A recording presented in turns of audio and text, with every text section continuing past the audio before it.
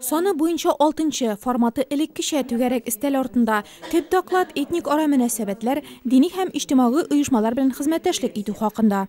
В районе сложилась система реализации программ, способствующих развитию многонациональных культур, поддержке традиционных ценностей, развитию и сохранению межнационального и межконфессионального согласия.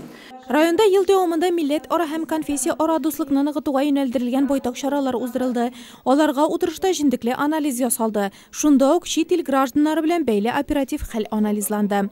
Утырыш эшендә Татарстан Республикасы буенча экстремизмга каршы тору үзәге бүлек җитәкчесе Азат Шәфиков, ички сәясәт мәсьәләләре буенча Татарстан Республикасы Президенты департаменты дини оешмалар белән хезмәттәшлек итү буенча идарәнең баш белгече Альберт Җирҗизов, районның хокук саклау органнары вәкилләре катнашты. Районда микроклимат уңайлы һәм комфортлы булсын, эшебезнең төп нәтиҗәсе шул булырга тиеш дип имгак ясады утырыш эшенә район һәм шәһәр башлыгы Равил Кузюров.